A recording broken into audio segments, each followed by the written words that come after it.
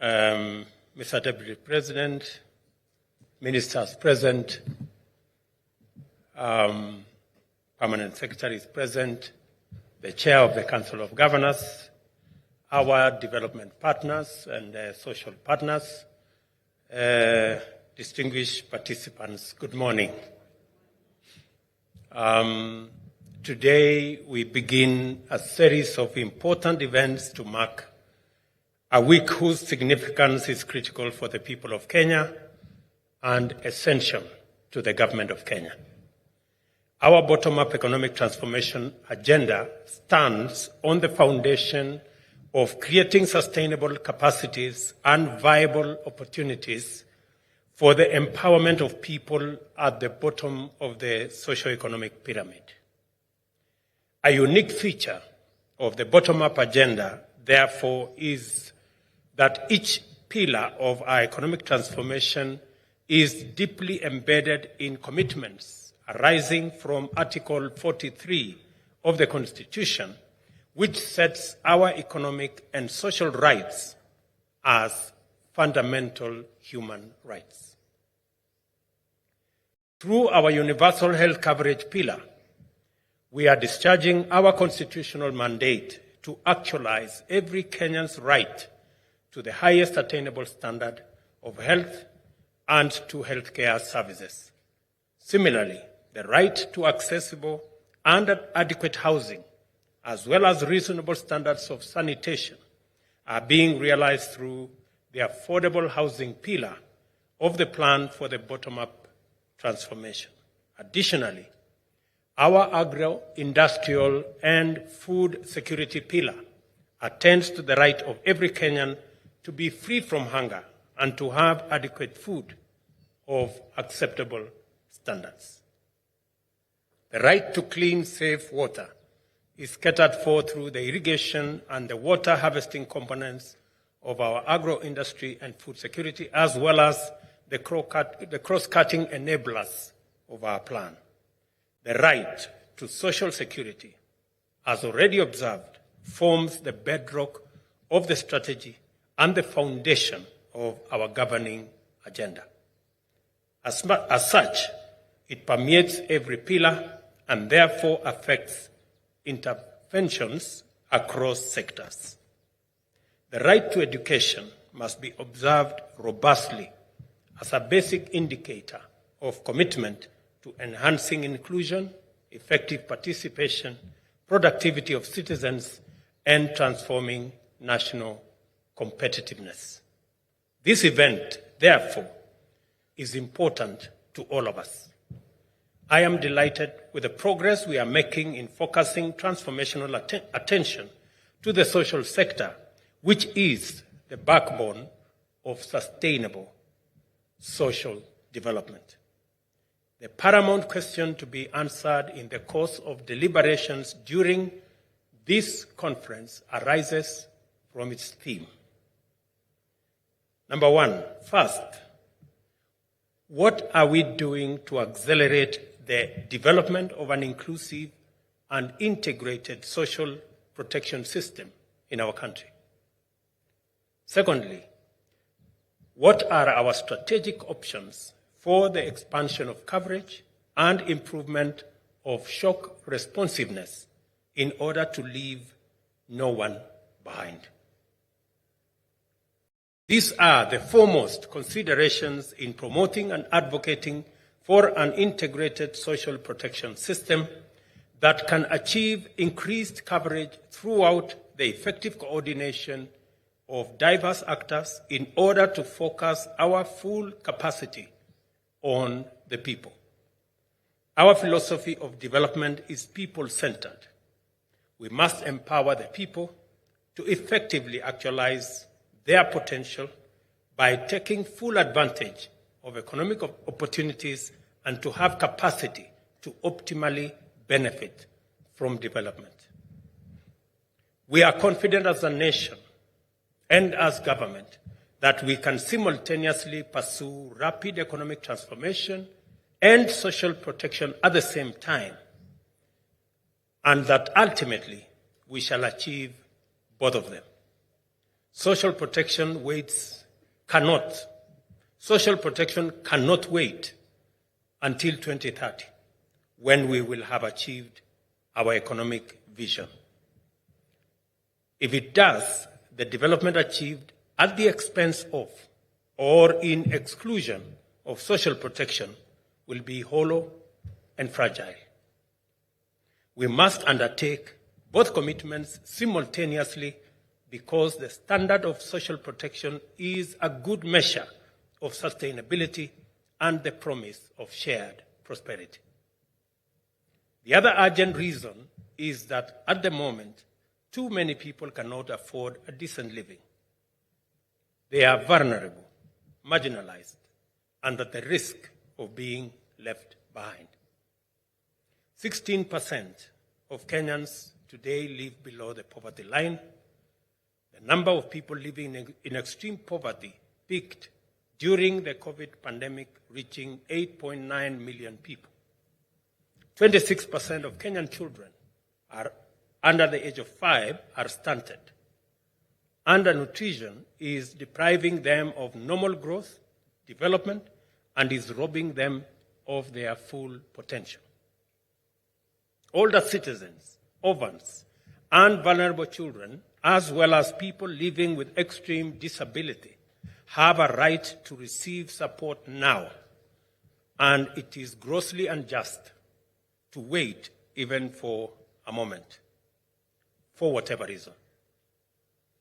And that is why Cabinet has now approved that from June 1, the social protection cash transfer money will be disbursed before salaries of public servants is disbursed. I know for a very long time we've had social protection cash transfer money disbursed 3, 4, 5, 6, maybe sometimes 7 months after they are due. The instructions I have given and Cabinet have undertaken, and the Ministry of the Treasury have undertaken, is that from June 1, before salaries of public servants is paid, cash transfer for the vulnerable will be paid. I think it is the moral thing to do. It is the right thing to do, because if we don't look after our vulnerable, we will be a society that will be judged very harshly. It is the reason why government is implementing various strategies to extend the safety net as far as possible. The reviewed National Social Protection Policy, therefore, provides a framework to coordinate interventions across the country that are being undertaken by a broad coalition of actors from various sectors. County governments, the private sector, multilateral organizations including UNICEF and the World Bank are among the government's cherished partners and collaborators in the social protection agenda. Consequently, the government established a dedicated Department of Social Protection and Citizen Affairs. The participation of multiple partners is highly welcome and appreciated due to the limited coverage of social protection interventions under such programs as social assistance, social security, and social health insurance, which face significant resource constraints. The government has allocated 28 billion to support cash transfer programs implemented by the State Department for Social Protection. These programs include older persons, orphans, and vulnerable children, persons with severe disabilities, the hunger safety net for poor and vulnerable households in the ASAL regions, and the Inua Jamii program. We are committed to effectively ring-fencing budgetary allocations for social protection programs and further securing them by ensuring their fiscal sustainability. Our journey towards universal health coverage is underway. Already, maternity services and primary health care are provided free of charge in our public hospitals. At the same time, people who earn low incomes, poor and vulnerable households, are receiving much-needed financial relief from the introduction of subsidized health insurance cover through the National Health Insurance Fund. 223,000 vulnerable households with bona fide NHIF membership have access to services including cancer care. Again, on this front, we are in discussion with stakeholders in that sector to actualize the commitment I made to the people of Kenya that we will make NHIF contributions affordable. At the moment, the lowest contributor pays 500 shillings. We have worked the numbers. It will be possible, beginning later this year, to pay 300 shillings and still keep the cover. Again, so that we can expand the number of people whom we can carry on board the National Health Insurance cover. Again, we are redesigning the whole delivery of health cover or health facilities. We are having conversations with the county governments, and within the next few weeks, we will be rolling out the program that will also make it possible for us to now pay stipend to the 100,000 community health workers or volunteers across the country, again as a means to bring the people at the bottom of the pyramid on board health services. Malnutrition and undernutrition are severely punitive burdens for children. They also increase susceptibility to other diseases and the financial cost of treatment. In 2014, the cost of hunger survey estimated that costs associated with underweight children were 13.1 billion, while those associated with acute respiratory infections, acute diarrhea syndrome, fever, and malaria was approximately 800 million. To provide comprehensive protection for young children, the State Department of Health, Social Protection, Education, and Agriculture will strengthen their collaboration and coordination mechanisms to serve more vulnerable children and secure their present as well as their future. Again, to make sure that all our children attend school. I did make a commitment, and we are in discussion with the counties, that all our schools, especially in our informal settlements, in our arid and semi-arid areas that have challenges to access to food, we have undertaken that every county government that provides school feeding program, we are going to match the funds as national government so that we can get more and more of our children to access food in school. I appreciate on this account the partnership of UNICEF and the World Bank with the government in the nutrition improvement for children through cash and health education program, economic inclusion. Inclusion, as well as the Universal Child Benefit Program, which is being piloted in Kisumu, Embu, and Kajiado counties. Beyond tackling malnutrition, these interventions also address exclusion by increasing the social protection cover of the vulnerable and supporting their economic empowerment to enhance resilience. Traditionally, the youth, women, and persons living with disability face tremendous obstacles in accessing opportunities to participate in development that they have been virtually excluded from meaningful economic activity. The financial vehicle to deliver this inclusion and ignite vigorous economic activity among vulnerable and marginalized Kenyans is the Hustler Fund. And a lot has been said about the Hustler Fund. This is a fund that is now about 4 months old. We have disbursed 23 billion shillings through that fund. We have 7 million Kenyans who borrow regularly on that fund.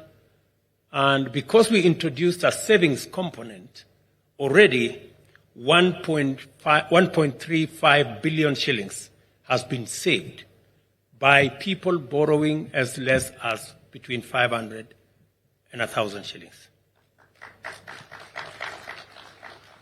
Recently, we included, even for those who do not want to borrow any money, we included a component in the last 1 month for those who just want to save. And already in the last 1 month, 7 million shillings has been saved on that platform. And I am encouraged that there are many Kenyans who are prepared to walk with us the journey of saving so that we can also reduce vulnerability to people and give them a chance to access resources when times are difficult. The financial other programs include the redesigned National Youth Service, and I will be making some statements about the National Youth Service and how we are going to redesign it. The Youth and Wealth Fund Enterprise Funds, as well as the National Fund for Persons with Disability.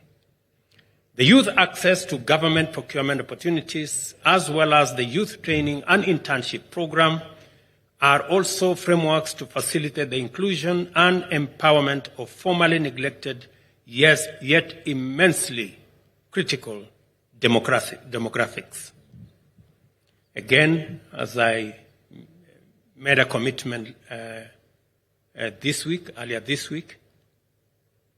the internship program that we intentionally wanted to bring all our graduating young people from all our institutions of higher learning, that we must find a transition mechanism for them so that, and should be funded by the government of Kenya, will also provide a safe landing for our young people coming out of college, and hopefully it becomes also an intervention in terms of ensuring that citizens are cushioned from vulnerabilities that come with looking for opportunities for work. Another exemplary and promising collaboration with our partners is the Kenya Socio-Economic Inclusion Project, involving the government and the World Bank, aimed at diversifying social protection programs and transitioning them from dependency on government funding into income generation. Through tested graduation models, these interventions are presently underway in Taita Taveta, Murang'a, Makueni, Marsabit, and Kisumu counties. We have made steady progress in inclusive education over the past 20 years, when free and compulsory primary education was inaugurated. Over the years, free day secondary has been introduced to complement it. We have now implemented 100% transition and established a pathway framework to anchor tertiary education with emphasis on technical and vocational education in our TVETs. TVET is going to provide much-needed skills and innovation to power Kenya's industrialization, enable it to grow into a technical and industrial powerhouse. Necessary engagements are also underway to ensure that government provides Kenyan learners with high-quality education that will equip them to become leaders of the knowledge economy who will turn the country into a globally competitive innovation hotspot. Although Kenya's social security industry is worth 1 trillion, it has low penetration at only 17%. Out of this, many are not saving enough for adequate income replacement. It is necessary to avoid foreseeable cyclical problems arising from a population that is deprived of financial cushion of savings. I therefore urge the National Social Security Fund, the Retirement Benefits Authority, and other stakeholders in both public and private sector to collaborate in formulating an effective contribution mechanism to mobilize adequate savings for every working person. I listened very carefully to the statement made by Secretary General of KOTU, and I want to thank our social partners for their participation and their understanding. We've had challenges. We've had a problem for the last almost 10 years. We could not implement the new rates that we had negotiated. But because of their participation and their understanding, I am now happy that it is not the case anymore that citizens will be contributing 200 shillings to NSSF. That from last month, every Kenyan now will contribute 6% of their pay, so that we can progressively build cushion, so that we can also eliminate old age poverty. Many of the people that we have on the cash transfer program are former workers, people who worked, but because the culture of saving was absent in their retirement, as you heard Dr. Atuoli say, many people do not survive the first 3 months or 1 year when they get out of work because they do not have a cushion. I am very confident now going forward, we will improve our savings as a percentage of GDP from the current between 8, maybe 10, maybe 11%, when other countries like in the West are anywhere between 40 or 50%. In fact, some are at 55%. 55% saving as a percentage of GDP. We are at about 10. It means we have a long way to go. I am very confident that with the awakening that savings is not a tax. Savings is not a burden. It is your money that you have set aside for that day when you need it desperately. And it is the culture we must build. Old age poverty is one of the biggest problems we have in Kenya. And it is contributed significantly because we have not built the culture of savings. And with the new program, I want to urge every Kenyan, even if you don't have a salary job, make it your intention to save for tomorrow. That is why even in the lending that we are using, even the lending we have in the Hustler Fund, we made a mandatory 5% saving. And in just 4 months, we have managed a saving of 1.3 billion. I am confident that with the new rates, of our National Social Security Fund, we will be able to double the resources we have as savings in the next 8 or 9 years, to double what we have today. and we will progressively move our savings as a percentage of GDP from 10%, possibly in the next 10, 15 years, to between 20 and 25%. I think we will be moving in the right direction as a nation. And I want to thank all Kenyans. I know we have fought in court, but we have also negotiated on tables. And a combination of all that has now given us a way forward.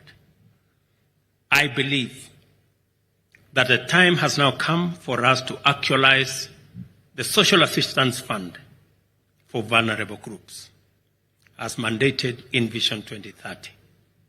The State Department and the State Law Office should liaise with parliamentary leadership to expeditiously generate the necessary legislative framework to make this a reality.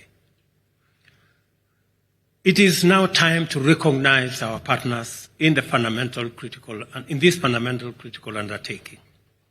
Our county governments, led by the chair who is here, have emerged as focal points of collective action in social protection. Thank you very much, Madam, and your team.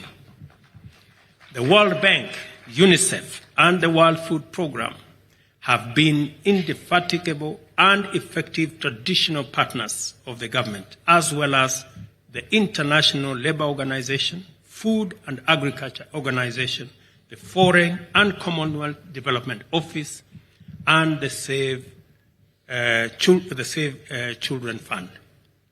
Many private sector entities have also contributed, especially under the corporate social responsibility framework. I want to very sincerely thank all our partners for their immense contribution to the success of social protection in Kenya. I encourage more participants and more partners to join in this noble undertaking and hasten our progress to full social protection cover in Kenya.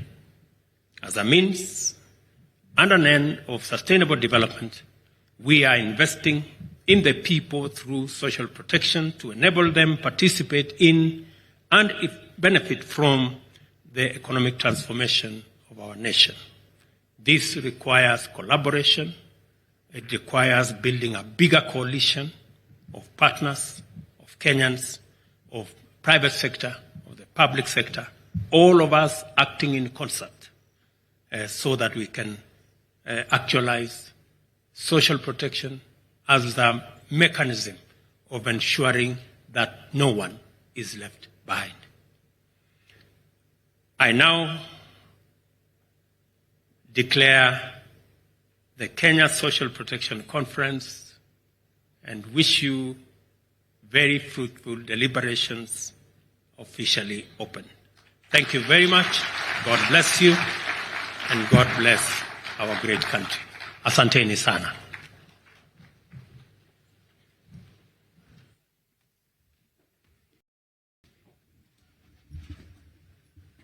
Can we give another warm clap to His Excellency the President for that wonderful speech and also for the commitment made. Your Excellency,